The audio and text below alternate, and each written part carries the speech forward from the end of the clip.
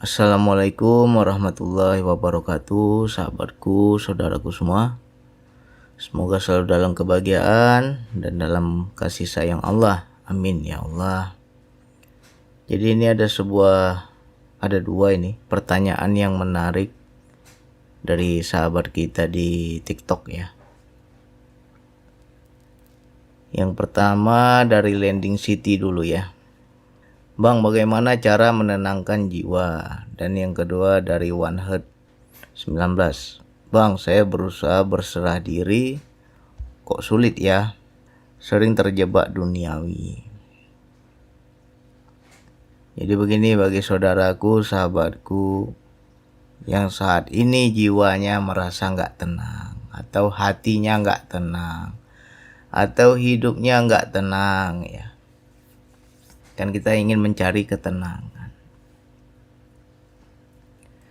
Jadi sebelum kita mencari ketenangan, kita harus mengenali atau memahami sumber tidak tenang itu dari mana. Kenali dulu ya. Kita kenali dulu penyebab atau sumbernya, atau gara-gara apa kita tidak tenang. Mungkin yang kita takutkan di dunia ini yang membuat kita was-was, membuat kita rasanya itu ya tidak ada kedamaian di hati, penuh bisikan ketakutan-ketakutan di dalam pikiran, di dalam hati ya, membuat hidup kita ini menjadi ya nggak nyaman, penuh ketakutan segala macam. Ya bisa jadi mungkin teman-teman nggak tenangnya itu karena dunia. Nggak tenangnya itu karena ya kehidupan, paling banyak ya faktor ekonomi, keuangan. Bang, saya nggak tenang bang, karena nggak ada uang. Saya nggak tenang bang, karena rezeki saya lagi sempit. Saya nggak tenang bang, karena dibisiki ketakutan-ketakutan ya. Dibisiki di hati kita itu ketakutan-ketakutan, besok bagaimana, nanti bagaimana, segala macam. Padahal segala sesuatu yang kita takutkan itu adalah hanya prasangka, hanya bisikan di pikiran, ya, hanya mindset kita. Tetapi sesuatu itu belum terjadi, tapi sudah kita takutkan jauh-jauh hari, ya.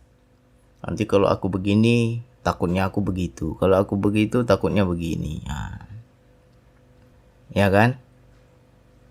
Nah, disinilah orang yang lepas dari anchor, kalau saya pahami ya. Kalau bahasa orang kapal, pahamlah. Anchor itu adalah jangkar. Ya.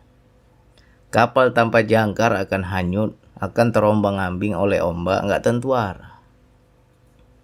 Jadi jangkar itu adalah tempat bersandar atau tempat bergantung ya, atau yang membuat kita itu pegangan agar tidak goyah, agar tidak hanyut ya, segala macam. Makanya kita harus ada anchornya, harus ada jangkarnya. Apabila kita sudah ada jangkarnya, tempat bergantung itu, sehebat apapun masalah hidup yang membuat hati kita nggak tenang, pasti menjadi tenang. Ya, saya kasih ulang-ulang lagi nih ilustrasi yang sudah sering saya ucapkan di YouTube saya itu. Ini kita ulang-ulang, mungkin teman-teman juga sudah pernah mendengar tapi hanya sekilas lalu aja, atau belum pernah mendengar ya. Apabila kita jalan di suatu daerah yang ya mungkin kita pernah mendengar di situ rawan begal. Ya. Banyak begalnya bang, banyak perampoknya bang. Nah, tapi kita dikawal oleh polisi. Kita tempuh juga jalan itu tapi kita dikawal oleh polisi. Kira-kira tenang gak hati kita? Pasti tenang. Tenanglah bang, ada polisi yang kawal. Ya. Ada yang mengamankan istilahnya. Ya. Kenapa kita tenang? Karena ada tempat bersandar atau tempat bergantung.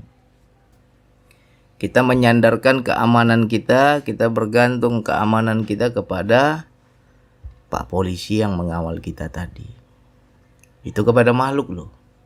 Nah, lantas bagaimana segala ujian dan masalah di kehidupan kita, kenapa kita tidak bergantung kepada Allah? Padahal Allah yang maha mengatur makhluk. Jadi jiwa-jiwa yang tidak tenang ini karena ada setan yang membisiki dan dia nggak paham. Ada peranan setan di hatinya, di pikirannya, pasti ada, nggak mungkin nggak ada.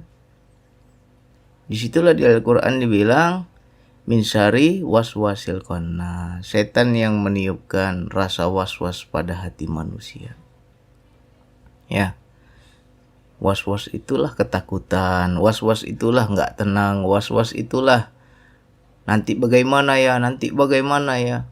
Jauh-jauh hari kita pikirkan, padahal itu belum terjadi, tapi sudah kita takutkan dari sekarang. Ya, saya juga dahulu pernah di posisi itu. Jadi walaupun ada orang yang dibilang, kok dia enak ya bang, kok tenang aja bang, padahal masalahnya berat bang. Orang itu sudah terlatih dengan masalah-masalah kehidupan. Gak ada seorang manusia pun yang bisa dikasih masalah langsung tenang, itu gak ada, semua proses. Semua butuh latihan. Dan di situ ketika dia belajar menerima, belajar bergantung kepada Allah, rasa takutnya itu di bawah, rasa bergantungnya yang harus lebih kuat. Makanya bagi teman-teman mungkin ya saat ini lagi ditimpa suatu masalah, rasa harap, rasa bergantung kepada Allah itu di bawah, ibaratnya terlalu lemah, ya kan? Tapi rasa takutnya yang luar biasa, berarti kamu kalah. Kalau seperti itu ya nggak bisa tenang. Tapi kalau kamu lebih kuat rasa bergantungmu kepada Allah dibanding rasa takutmu, pasti kamu tenang. Ya contoh, kita sempit rezeki, kita menganggur, kita nggak punya uang, ya kita banyak kebutuhan, anak istri juga butuh makan, ya bagaimana nih kehidupan kita ke depannya? Udah jauh-jauh kita pikirkan kan. Bagaimana bayar kontrakan rumah, bagaimana bayar listrik, bagaimana bayar tagihan ini, tagihan itu. Sakit kepala kita mikirin hidup ini kan. Bisiki terus rasa takut dari setan itu. Makanya bagi teman-teman yang saat ini di hatinya nggak tenang, ada rasa takut, itu sejatinya lagi dibisiki setan. Makanya kita minta perlindungan dahulu kepada Allah, lepas dulu dari segala bisikan. Ya Allah, rasa takut ini, padahal yang Kau kasih rasa takut itu satu ya Allah, tapi kok ketika setan itu datang membisiki hatiku, kok jadi 10 takutku. Kita nggak boleh juga sedikit-sedikit nyalain setan, ya. Karena sejatinya rasa takut juga dari Allah, ya. Karena di Al-Quran itu sudah dijelaskan, janganlah kamu mengaku beriman sebelum kami uji dengan rasa takut. Itu rasa takut itu di awal, ya.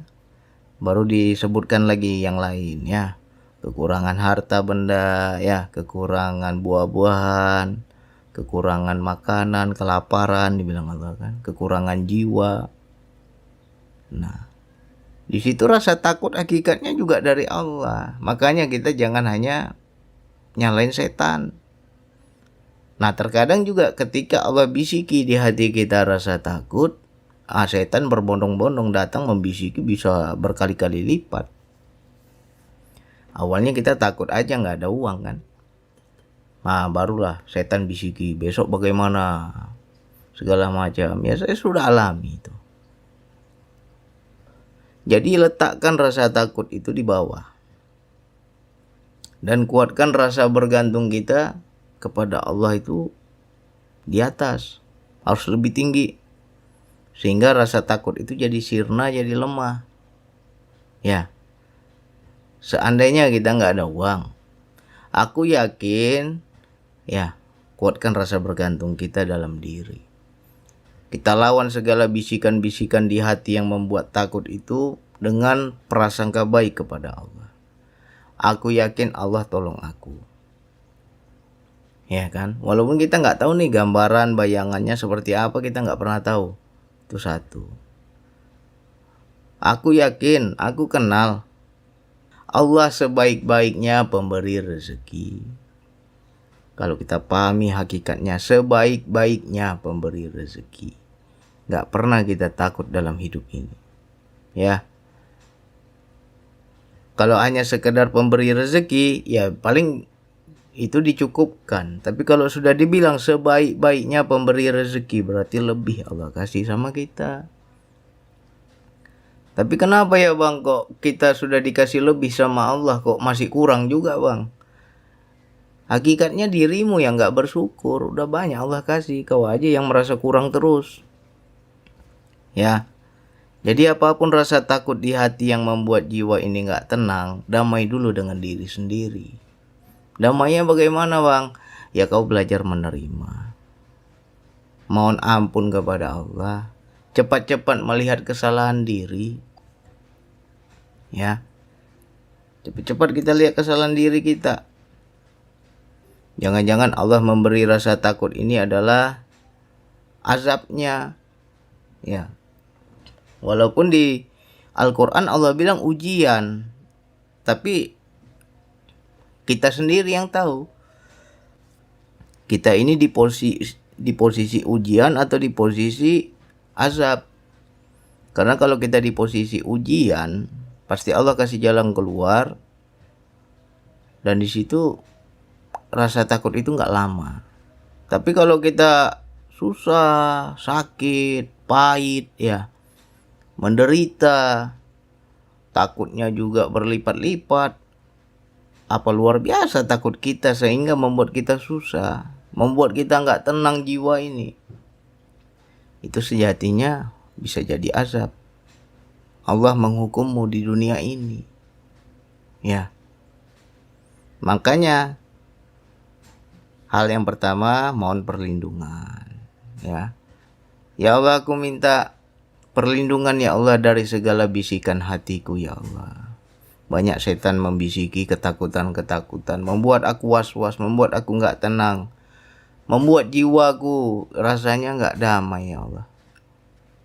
Yang pertama, mohon perlindungan Allah agar Allah lindungi kita dari segala bisikan. Hal kedua, mohon ampun. Ya, mungkin ini salahku ya Allah, aku mohon ampun ya Allah. Ku akui, ku rasakan, ku pahami, takut ini darimu ya Allah. Mungkin engkaulah yang mengajarkan, mungkin engkaulah yang mengenalkan sampai mana sih kemampuanku. Nah, inilah hakikatnya Allah sedang mengajarkan la haula quwata illa billah. Tiadalah satu daya dan upaya tanpa pertolongan Allah, tanpa kuasa dari Allah, ya. Di situ kita harus kenal. Ketika kita takut, nggak tenang, ya, sadari dirimu memang nggak bisa. Sadari bahwa memang dirimu lemah. Akui itu di hadapan Allah. Nah, langkah yang ketiga, kuatkan rasa yakin, kuatkan prasangka baik. Kalau kita ekonomi misalnya, bang, ekonomiku sempit, keuanganku hancur bang, aku menganggur bang, kebutuhanku banyak tapi aku nggak mampu bang. Kuatkan rasa yakinmu pada pertolongan Allah. Ya. Nah, kalau kamu sudah belajar yang namanya berserah, ya. Nah, sama nih seperti One Heart 19 tadi ya. Dia bilang, bang, saya susah untuk berserah. Udah saya berusaha berserah, tapi sulit juga bang. Ya, orang yang berserah itu adalah orang yang betul-betul sudah melepas kemelekatan diri.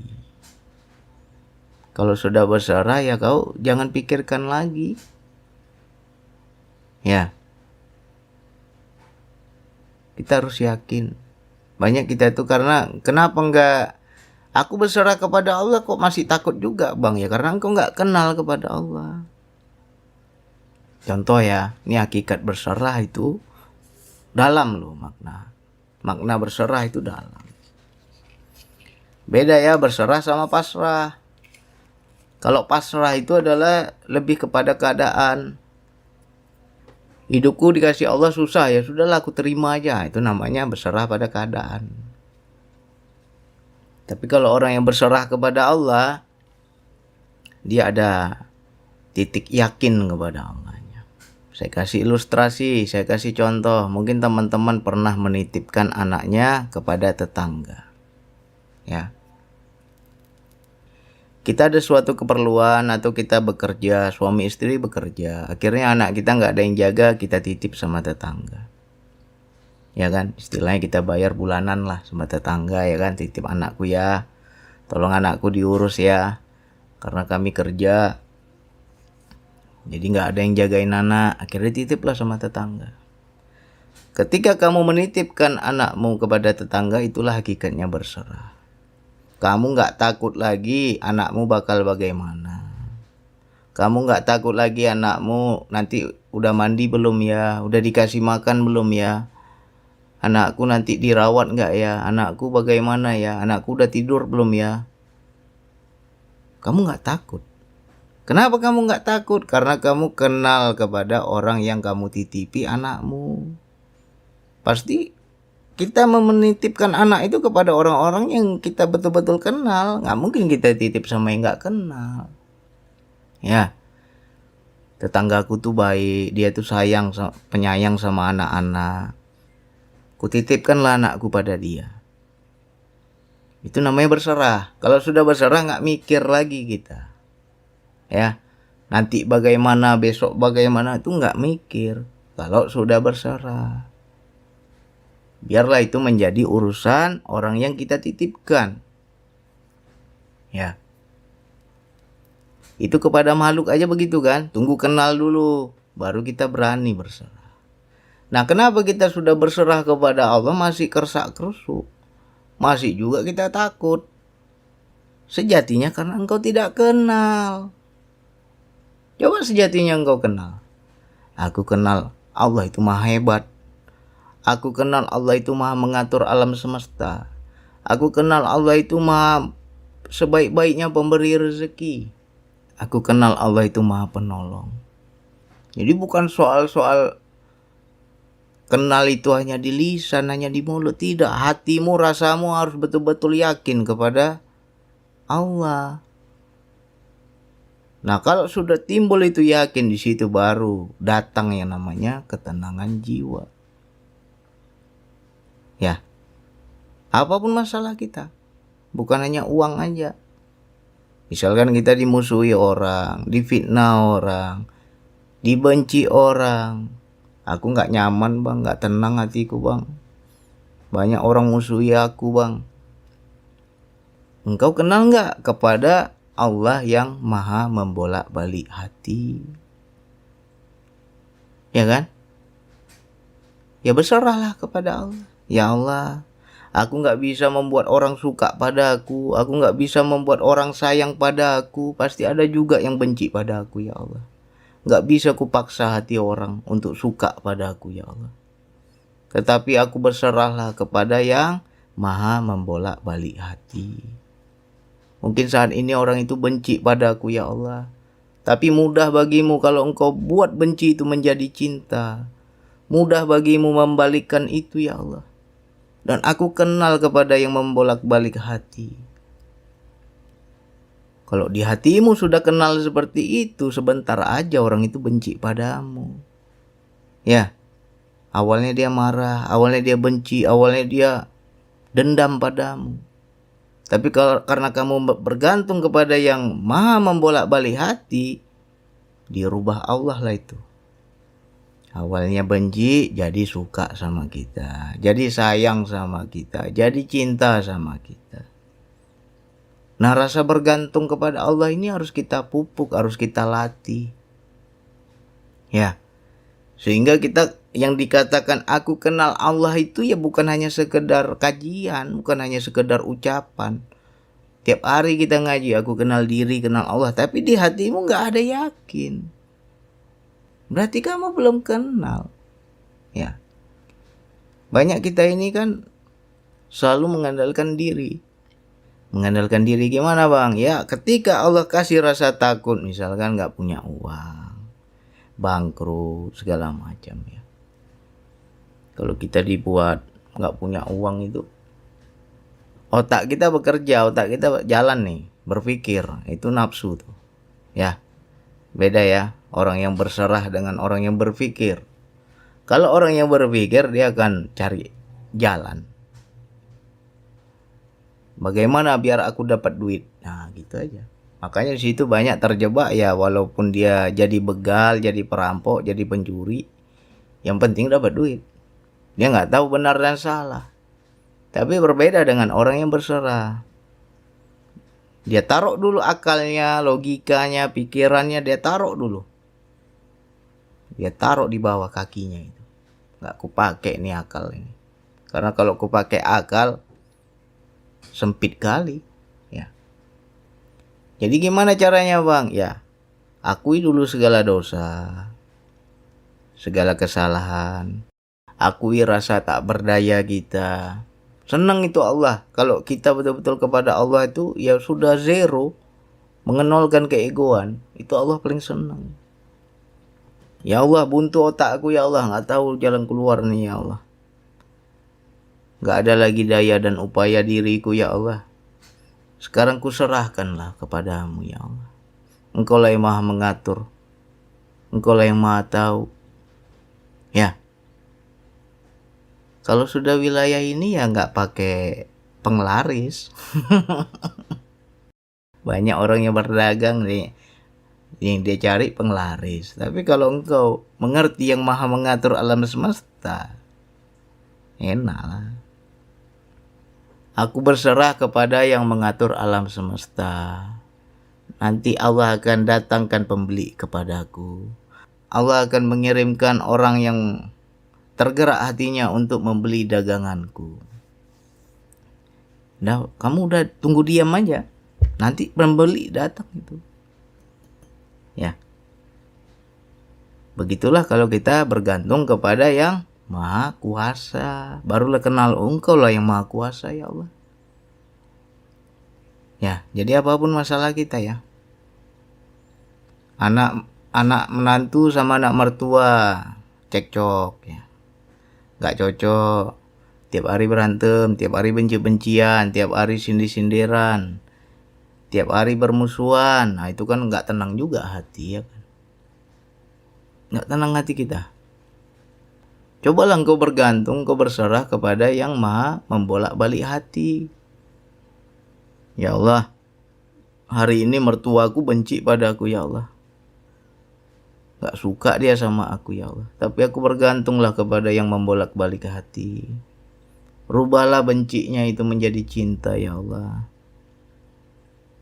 Senang Allah itu. Kalau engkau membutuhkan Allah, Allah sangat senang. Selama ini kan kita tidak paham ketika Allah kasih masalah, biar apa? Ketika Allah kasih ujian, biar apa?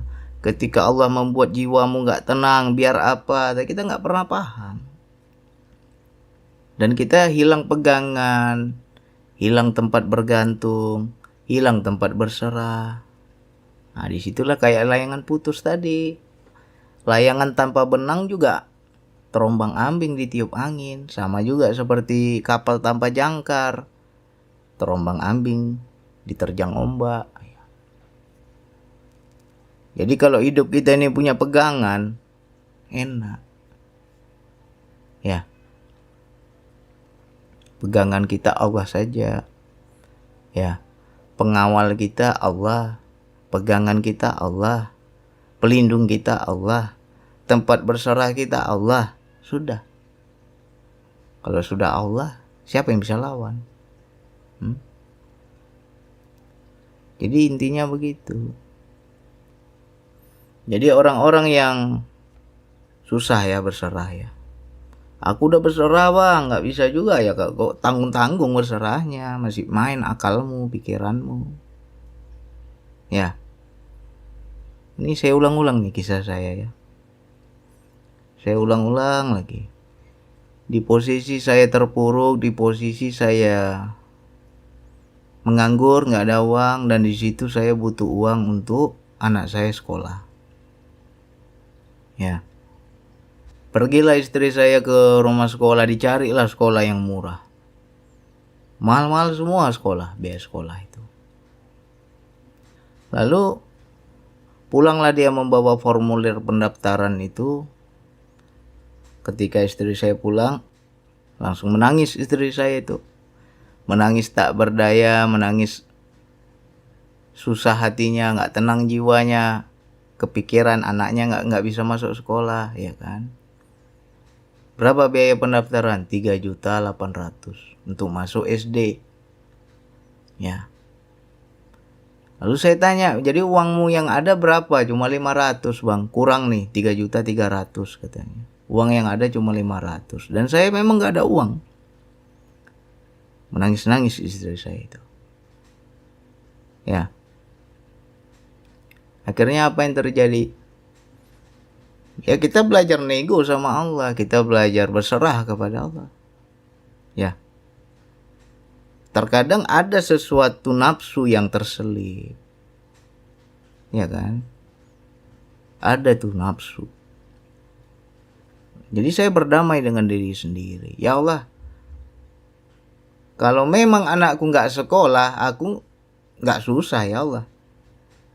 Karena ketika aku susah itu nafsuku ya Allah. Karena mauku anakku sekolah, itu masih ada egoku.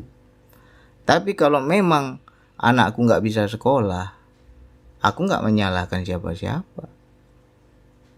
Ya, itu sudah kehendakmu. Engkaulah yang tidak memberikan aku kemampuan sehingga aku gak bisa bayar sekolah untuk anakku. Jadi kalau anakku gak sekolah itu karena engkau ya Allah. Ya. Oh itu sudah apa ya? Dibilang marah ya marah juga. Marah sama Tuhan ya kan. Tapi marah kita marah berserah, bukan marah kita itu marah gak nerima, enggak. Ya, aku gak menyalahkan siapa-siapa ya Allah. Itu kehendakmu. Engkaulah yang gak mau menyekolahkan anakku. Kalau besok anakku gak jadi sekolah, ya karenamu ya Allah. Lalu saya bergantung pada Allah. Sudah agak keras kita, baru kita rayu. Ya, itu ilmu nego itu. Sering dalam hidup saya itu ilmu nego itu saya pakai. Saya rayu Allah. Katanya engkau maha kaya ya Allah. Katanya engkau maha kuasa ya Allah. Katanya engkau maha sebaik-baiknya pemberi rezeki ya Allah.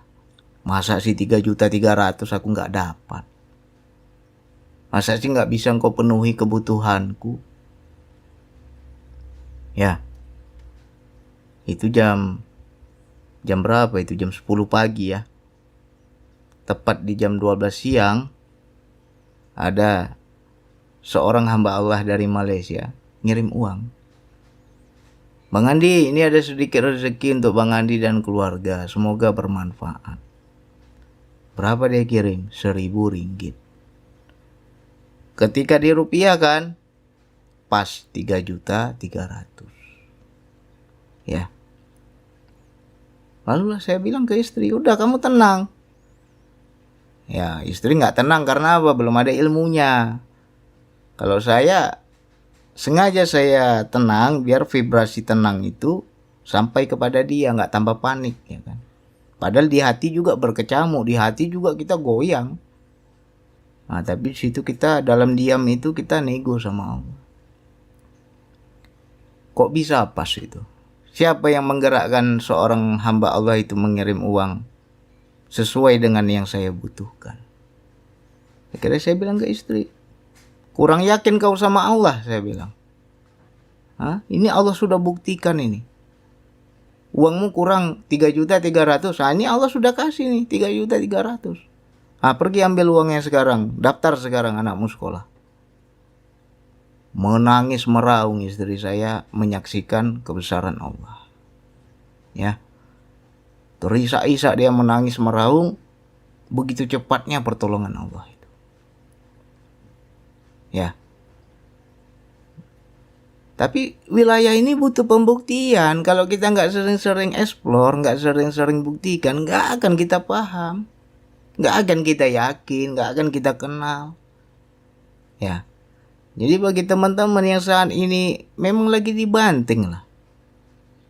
Lagi ibaratnya kersak kerusuk tentang kehidupan. Jiwa kita nggak tenang. Bagaimana bang agar aku tenang? Ya kau bergantung kepada Allah. Berserah kepada Allah baru dia tunjukkan kuasanya. Ya. Saya alhamdulillah. Sejak itu sampai sekarang orang itu nggak ada kabar, nggak ada berita, nggak pernah hubungi saya. Saya tanya namanya siapa pak, saya mau doain. Ya. Mau saya doain sebagai rasa syukur saya. Nggak mau disebut namanya. Ya kan? Kok bisa pas itu? Bergetar hati saya ketika dia bilang nih Bang Andi saya kirim untuk Bang Andi dan keluarga. Langsung saya baca, langsung saya ambil formulir. Ya kan? Dia kirim 3.300.000. Di formulir 3.800.000. Dan istri saya punya uang cuma 500. Bisa pas. Ya. Nah, seperti inilah kalau kita ibaratnya tidak memakai akal pikiran, jangan lagi dengan sebab akibat. Kalau engkau sudah berserah kepada Allah, serahkan saja sama Allah. Sama halnya seperti kita menitipkan anak kita, nggak usah kau pikirkan anakmu udah mandi belum, udah makan belum, nanti anakmu dirawat atau enggak. Kalau kau sudah kenal orang yang kamu titipkan, nggak akan kamu mikir lagi. Nah begitu juga kita dalam hidup. Aku sudah kenal kepada Allah. Sebaik-baik pemberi rezeki, ngapain akalmu, pikiranmu, logikamu menjengkal Allah? Ya. Langsung saya bilang itu sama istri. Udah gak usah nangis, ada Allah kok, saya bilang. Tenang aja, ada Allah. Saya berusaha menenangkan dia. Tapi di hati juga goyang itu sebenarnya. Ya kan? Banyaklah kejadian dalam hidup sudah saya buktikan. Nah, jadi apapun masalah kita, ya kamu belajar menerima dulu. Susah itu kamu terima dulu. Jangan-jangan ini hukuman Allah. Jangan-jangan ini teguran Allah biar aku sadar. Ya kau akui dulu salahmu, dosamu, tak berdayamu, ya. Nah di situ. Kapan turunnya mukjizat? Ketika genting. Ya. Sedangkan para nabi aja turunnya mukjizat para nabi ketika mereka tak berdaya, ketika mereka betul-betul hanya bergantung itu kepada Allah, baru mukjizat turun. Sama halnya kita. Segala pertolongan Allah yang terjadi dalam hidup kita, tunggu engkau tak berdaya baru itu turun. Kalau kau masih merasa bisa, ya pasti susah. Saya malah ibaratnya kayak mana ya, seperti berjudi dengan Allah, ya kan? Kalau dahulu nggak ada uang, mikir otak kita, kemana lagi aku pinjam ya, kemana lagi aku ngutang ya. Nah, kita cari-cari tuh jalan tuh. Ngutang ke si Fulan aja lah, gampang kali kita ngutang. Nah, ketika saya sudah mulai merasakan bergantung kepada Allah itu luar biasa, nggak mau saya ngutang. Saya bilang Allah yang tolong kita. Nggak mau saya bergantung pada makhluk. Nggak mau saya pinjam sana pinjam sini, nggak mau. Yakin saja. Akhirnya hanya 2 jam loh. Dari jam 10 istri kasih formulir pendaftaran, jam 12 siang itu pertolongannya turun. Ya. Nggak ngerti kita itu. Malaikat Allah nggak tahu lah ya kan. Nggak kenal-kenal orang ngirim uang. Nah di situ pas. Nah, jadi bagi teman-teman, saudaraku, sahabatku yang lain, nggak tenang hatimu sekarang karena kamu tidak ada tempat sandaran, tidak ada tempat bergantung, tidak ada tempat berserah. Belajarlah berserah sama Allah. Akui segala kekuatan kita memang gak ada. Aku memang gak berdaya ya Allah. Udah capek aku usaha ya Allah. Memang nggak mampu aku ya Allah. Kau akui dulu di hadapan Allah itu. Baru engkau bisa merasakan kuasa Allah. Ya. Jadi kalau kita susah, jangan ngomong sama orang. Jangan cerita sama orang. Ngadu aja kepada Allah. Allah yang tolong. Ya. Karena kalau kamu susah, kamu langsung mengharap kepada makhluk, belum tentu makhluk bisa tolong kamu. Tapi kalau kamu sudah bergantung dan mengharap kepada yang maha mengatur makhluk, ya mudah, nanti Allah akan kirimkan makhluknya. Digerakkan hati si fulan, kau tolong tuh dia. Atas kehendakku, kau tolong si dia. Sudah, makhluk yang bergerak nanti menolong kita. Ya. Makanya hakikat kenal Allah itu luar biasa loh. Kalau kita betul-betul kenal. Ya. Jadi kenapa hidup ini sekarang masih nggak tenang jiwa kita? Ya kau nggak kenal sama Allah. Dan kenal itu bukan sembarang kenal. Digiling dulu, di blender dulu. Ya. Dicuci bersih dulu. Baru kau kenal. Dan itu butuh proses. Makanya saya bilang semua yang terjadi dalam hidup paling saya akan bertanya, ya Allah, ilmu apa lagi hari ini? Ketika saya misalnya hari ini dikasih masalah, ya Allah, ilmu apa lagi hari ini? Engkau sedang mengajarkan apa hari ini ya Allah? Karena saya menganggap itu ilmu. Saya nggak menganggap itu suatu masalah. Saya nggak menganggap itu suatu ujian. Enggak, saya menganggap ilmu. Karena di sebalik itu semua nanti kita bisa baca. Oh, ini yang Allah sedang ajarkan. Oh, ini yang Allah sedang kenalkan. Jadi mudah-mudahan untuk teman-teman, saudaraku, sahabatku yang saat ini lagi tidak tenang hatinya, ayo kita belajar bersandar kepada Allah. Ya, gak usah takut kita kepada dunia, kepada makhluk, gak usah takut. Tapi kuatkan rasa bergantungmu kepada yang mengatur makhluk. Ya, insya Allah. Allah jaga kamu. Allah yang membolak-balikkan hati makhluk. Ya. Jadi jangan kita hanya kepada makhluk aja, kepada Allah dulu. Ya. Lepaskan rasa bisa kita, rasa mampu kita. Cepat-cepat kita udah tunduk aja lah udah. Ya Allah, aku mau unjuk dagu lagi. Mau berdiri lagi rasanya berat ya Allah. Udah aku tunduk sekarang ya. Dan di sini kuakui bahwa hanya Engkau yang bisa menolongku ya Allah. Senang tuh Allah. Kalau kamu akui Allah, senang Allah. Nah, jadi jangan terjebak dengan sebab akibat. Kalau sudah bergantung kepada Allah, ya aku nggak tahu jalannya bagaimana, caranya bagaimana, tapi aku yakin Allah akan tolong aku. Gitu aja. Sama seperti saya, nggak ada uang anak sekolah, gampang itu, ada Allah, cukup nanti itu uangnya, ada uangnya itu nanti, saya bilang 2 jam itu langsung, ya kan? Makanya kita sentralnya Allah dulu, baru nanti Allah yang gerakkan makhluknya. Karena kalau orang nggak melihat Allah, ya larinya kemana? Ya ngutang dulu, cari pinjaman dulu, nah itu nafsumu itu. Tapi kalau engkau bergantung kepada Allah, ya nanti cara Allah, suka-sukanya Allah, caranya bagaimana.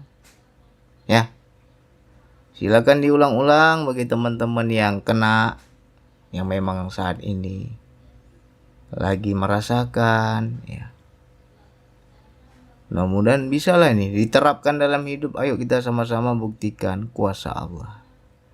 Ya. Buktikan rasa berserah kita itu mendatangkan pertolongan Allah. Mudah-mudahan teman-teman bisa membuktikan sehingga naik, yakin kita tuh kepada Allah naik. Kenapa selama ini nggak yakin? Ya nggak pernah membuktikan, makanya nggak yakin kita. Oke, hanya itu yang bisa saya sampaikan. Wassalamualaikum warahmatullahi wabarakatuh.